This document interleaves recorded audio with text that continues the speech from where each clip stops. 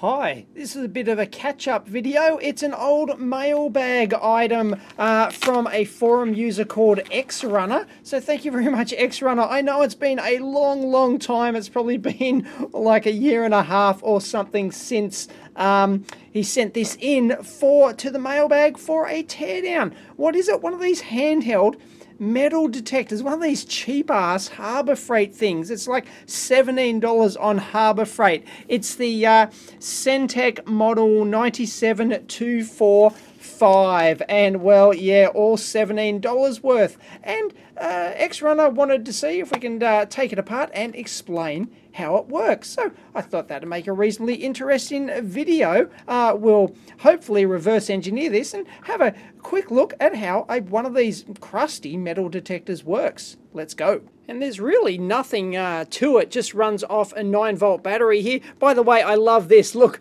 wear ANSI-approved safety goggles when replacing the 9-volt battery. Oh, you gotta be kidding me. Keep out of reach of children. Well, I shouldn't be allowed to use it then. Read the manual before use and keep it dry. Even though this is supposed to be like a waterproof wand on the end of it. Yeah.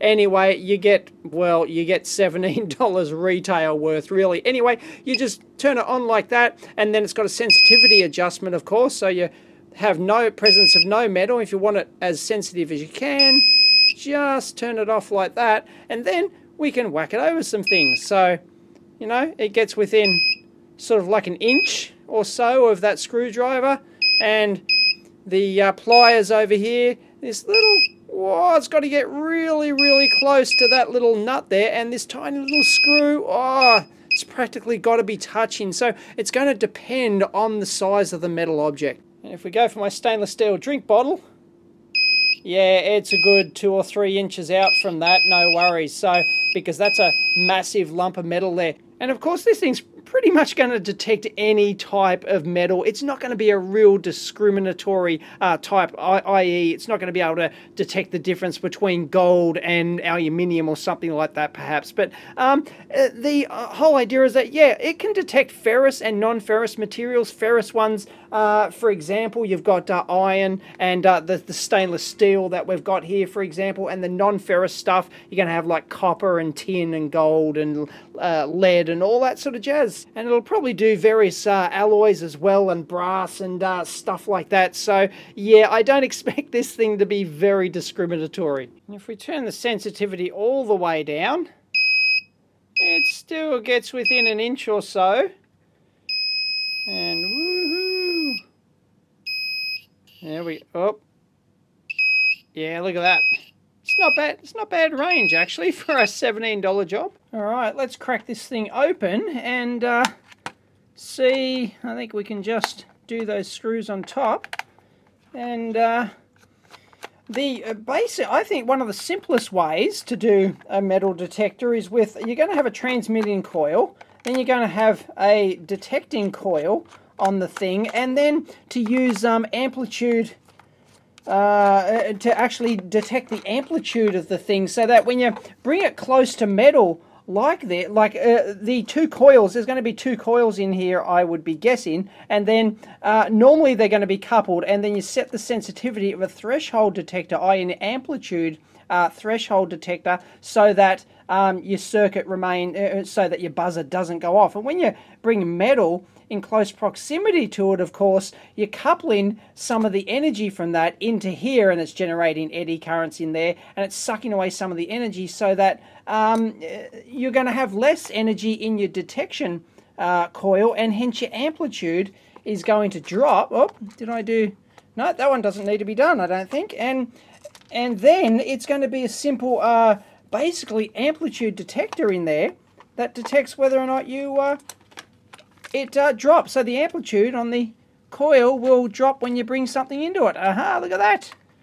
Discrete transistor, by the looks of it. We've got one job here, which is it's a TL062 by the looks of it. And that is all she wrote. So it looks like we've got a bit of discrete transistor action happening here. That'll be our oscillator. Got a bit of hot snot around here. That's a bit how you're doing.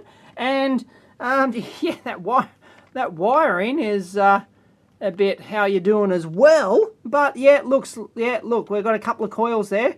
Looks like we've got our 2 coils. So one will be the transmit coil, one will be the detect coil. Nothing on the other side there.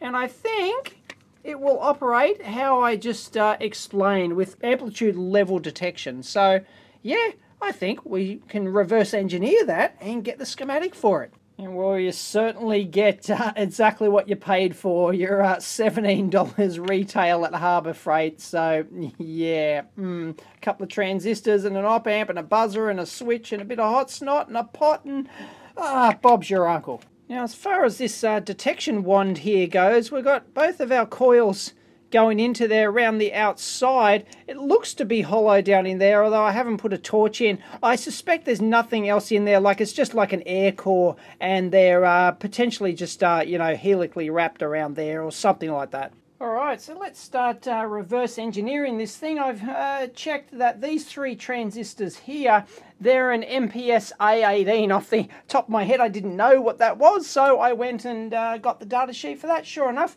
one of them's a genuine Fairchild by the looks of it. The others are just like a generic brand, whatever. It's going to be identical. Now, you've got to be careful. Transistor pinouts are a real trap for young players. Make sure you get the exact transistor. Don't rely on memory. Don't rely on, oh, I think it's the same as something else, because there's a lot of variation in transistors. So this one's great. We've got the pinout for that, so we can work with that. And it's just an NPN general purpose transistor, so you know, you can replace it with pretty much anything. It's pretty Joe Bloggs. It's only a 45 volt transistor with 100 milliamps collector current maximum, so yeah, not that terrific. And this part here is no surprises for guessing, because it's around the battery input here. Our switch just goes in there to just turn the battery on and off. Basically, it's no surprises, a 78L05 voltage regulator, so you don't even need the pinouts for that. You know that even if you didn't know the pinouts, you know, look, there's the 5 volt output going to pin 8 of the op amp there, and going over here as well. So yeah, too easy. You wouldn't even bother drawing that in. And our 4th transistor down here, it's actually a 2N7000, which is an N-channel MOSFET. So that's just driving the buzzer. So once again, don't even need to know the pinout for that, because you know it's just a low side buzzer driver. That's it. Pretty basic. And I checked our detection wand here, looked down there with the torch, and yes, sure enough, you can tell by the weight as well, there's a ferrite rod in there. So both coils are wrapped around a ferrite rod. I did actually measure those coils, and of course it's exactly what I thought. There's going to be one drive coil and one detection coil. So, you know, as a basic thing, we'll just draw in a couple of coils like that.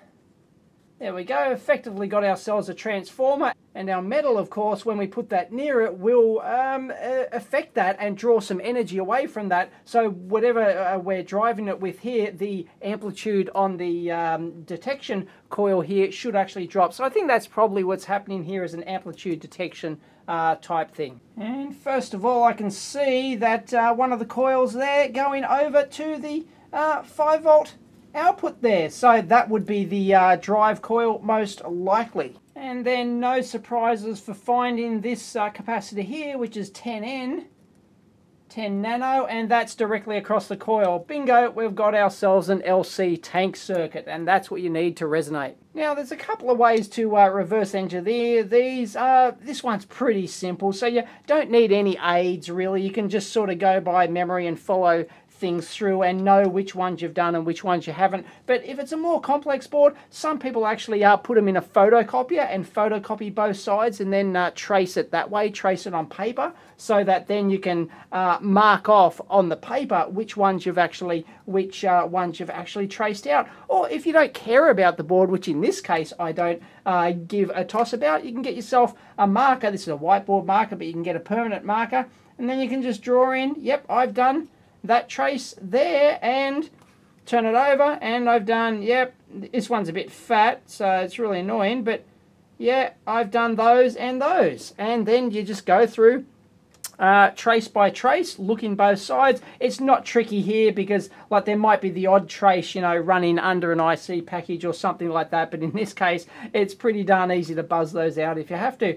So that's how we're going to reverse engineer that. I won't bore you with the details. I'll give you the final circuit in a minute. And you've got to be careful you don't get trapped into topologies here. I thought I was getting something that looked like a some sort of diff pair or something with a common resistor going down to here. Turns out it wasn't. That was a complete furphy. Following the traces further, I found out that, well, these are actually grounded right here. So, and then this is across here like this, which then that, boop, and that did go up to the plus 5 volt rail there, I believe, and then so that's our midpoint voltage divider there. It's just, you know, my mind was going off somewhere else and it didn't turn out to be once you traced it further. Meh, it happens. And here's an example of where a trace goes under the chip. Pin 3 of the op amp here, which is the non-inverting input. I can't see any trace on the bottom. I can't see any trace on the top that it actually emerges from the chip. Sorry, I can't, I'm not going to bother to show you up close. Anyway, hopefully you can follow what I'm saying. So therefore, by deduction, it must go to one of the other pins of the op amp over here. So you just get your meter out, buzz it out. And sure enough, pin 3 goes over to pin 6 there. No worries. And I think I've got it, but it's a little bit messy, so I've redrawn it a little bit better. Let's take a look at it. Now, I think this is correct, but please excuse me if it's not 100% correct. I haven't simulated it or anything like that. It's a basically a 2-transistor arrangement here with, as I said, a ferrite core coupled effectively transformer. So this is the drive coil and this is the sense coil here. I've measured those. I had to take them out of circuit to measure them at around about 10 kilohertz. I should have put that in there. 1.7 millihenries for the drive coil and 18 microhenries for the sense coils. Now, of course, this thing has to start up in some way, so it's got to get base current to do that, and it does that via R3 up here, 15K, and the sense coil, you see, it can go down there and start that transistor, and we can get some oscillation happening here. And then we've got this convoluted arrangement down here. Basically, it looks convoluted, but all it is basically they've got a series resistor R4 here, and they're smoothing out any oscillation there. Okay, so we're basically getting DC at that point, and then they've got Q3 connected as a transistor here, and that's quite a common thing. You connect the base and the collector together, bingo. And then we've got curiously an NTC thermistor in here across a 200 ohm resistor. So they're trying to temperature compensate this thing in some way. And maybe that's why they're using the transistor in there to try and temperature compensate between the other two. Because you notice that these two transistors here, we're going to have our base emitter drop here, but we're also going to have the same base emitter drop here. So it's going to be borderline in terms of actually driving these transistors. Anyway, then that goes down to VR1, which is a 10-turn trim pot on the board, which adjusts the bias level. So effectively, this is like a DC bias level for the two bases joined here.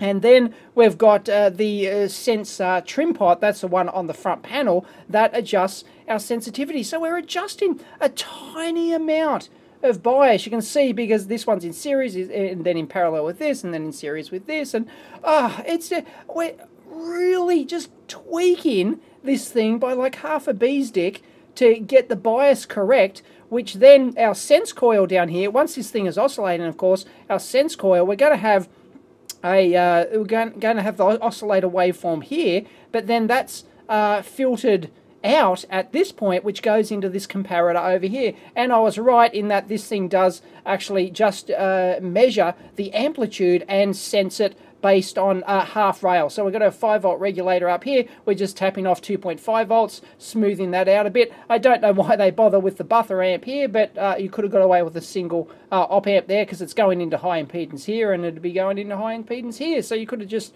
connected that directly to there. Anyway, I don't know. Maybe they had dual op amps in stock, you know, coming out there. Wazoo, they decided to use a dual instead of a single. Anyway, that sets the bias level. So this is going to be precisely biased via these components to that half rail. So it's going to be very, very close to the 2.5 volts that they've set here. Hence why they need a voltage regulator in there, the 78L05, which I haven't shown here. They need a temperature stable value in there. Anyway, then this op amp works as a comparator, of course, because there's no feedback on there at all. There's no hysteresis either. And that just drives the MOSFET, which drives the buzzer. So it's not like this thing is working. A lot of metal detectors will work as a beat frequency oscillator. So they'll have two separate oscillators and they'll beat against each other at two high frequency like RF type oscillators. Then they'll beat against each other depending on the presence of the metal, and then that will give you an audio tone, which then gets mixed down and gives you an audio tone out. So we're not doing that here. All we're doing is doing some crude biasing of this oscillator to get a DC level and comparing the DC level. So I don't know, I don't know whether it's dodgy or clever, I'm not sure. Okay, so I've got my 4-channel scope hooked up and I'm probing these points here. I'm going to be probing the 2 resistors down in here, the emitter resistors, and I'm also going to be probing the common base between those two, and I'm also going to be probing the output here, which goes into the comparator. So they're my 4 points there. So let's turn this sucker on. I've got no... Whoop, there we go. Let me turn that off. Okay, what we've got here, the yellow and white blue waveforms here, these are the 2 emitter resistors there and there. Of course, they're not going to be exactly the same value because this one is going to have a much greater... Oops, sorry. Oh, it went near the scope there. It's going to have a much greater load on it because there's no resistor up here, whereas this one's got R3. This transistor Q2 is going to have a higher value, even though the base currents should be basically the same. And then we've got our main oscillator waveform on the bases here. So these, the 2 common bases, this is coming from the sense coil here. So this is this dark blue waveform. You can see it's oscillating about 37.6 kilohertz or thereabouts. That's, you know, typical what you'd expect out of this thing. I didn't expect, you know, megahertz or anything like that. So that's going to be, that value is going to be dependent on our LC tank circuit here. Now here's the interesting bit. This purple waveform here is the output of that smooth DC output going into our comparator there across C2 there. And if we change the threshold, you can only see it changes only a tiny amount, and that's at 2.5 volts, by the way. They're all 500 millivolts per division. They're all at the same DC voltage level. Sorry, I should have mentioned that if it's not obvious on the screen. So 1, 2, and 2.5 volts there. So it's just around the threshold voltage of there, of course, which is what you'd expect. So that's been trimmed with VR1 and VR2, our sensitivity trim pot, which I'm adjusting now. So there's not much play in that at all. And if we bring in some metal here, there we go. You can see it change, but there's not a huge amount in that. It doesn't change, like, it doesn't change by much before it calls up the buzzer. So, and by the way, this buzzer is not solid, so I think our, it's sort of a bit intermittent between when it, so it must be oscillating here because there's no hysteresis on here. It just goes a bit funny. So it tends to come and go a bit. But let's put some more metal towards that. So a big chunk of metal, like these pliers, and look at that. We can get our oscillator to stop completely. We can just swamp it that, nah, it doesn't like that. There's not enough feedback in our sense coil, and we're just killing that sucker. But, of course, it's still going to buzz in that case because of the way that they've got the polarity on the threshold comparator there. Oh, by the way, sorry, I said that they're all 500 millivolts per division. No, the emitter resistors here are 200 millivolts per division. Sorry about that. That should have been obvious, of course, because it's going to be like 0.6, the base emitter drop there. So what I've got now is I'm now probing the main tank circuit here, the collector of Q1, and of course, because it's not clamped in any way, we're going to get, due to the tank circuit, we're going to get a voltage amplification here. So this is 2 volts per division, so we're getting 2, 4, 6, 8, 10 volts peak to peak there roughly. So there you go. That's a very interesting and I'm going to say probably a bit crude circuit here. So I think it might be interesting to try and simulate this sucker and try and get it going. But yeah, I don't know. I think it's a bit dodgy, but hey, it works and it sells for $17 retail at Harbor Freight. So there you go. This is more complex. You can get, as I said, like a beat frequency oscillator is a normal thing where you get the tone, but this one doesn't have like the audio tone as you actually get closer to the thing. So it's just designed to be, you know, is there metal there or not? Yay or nay? Hence the buzzer down here, which of course is not tone. It can't change the tone unless this thing oscillates here, which it's not generally supposed to do. It just basically turns the buzzer off or on, and the buzzer just generates its own frequency unless you do something silly here because there's no hysteresis. And as I said, this is very crude and non-discriminatory. You've seen it in action. It does basically ferrous stuff like steel, stainless steel. It does non-ferrous like silver, for example. There we go. Gold, and of course alloys like brass and things like that. So yeah, it's completely non-discriminatory, but hey, it's as advertised. It's a metal detector. These metal detectors, though, needn't be this complex in quote marks. They can be as simple as a single transistor Colpitts oscillator, basically. So, yeah, you know, they're incredibly simple. Like, if you go buy one of those, you know, professional $5,000 discriminatory ones for finding gold, I'm sure they're much more complex than this, and than this crude thing. So, anyway, it might be interesting to try and simulate this thing and have a play around with it. I'll leave that up to your experimentation. Hopefully I've got the circuit right, because always the risk when you reverse engineer one of these is that you goose something, and yeah, Murphy will get you every time, but oh, that's going to be close anyway. So I hope you enjoyed it. Thanks to XRunner for sending this one in a long time ago in a galaxy far away. And if you want to discuss it, EEV blog forum link is down below, or leave YouTube comments, or leave eevblog.com blog comments and all that sort of stuff. And remember, if you like it, please give it a big thumbs up. Catch you next time.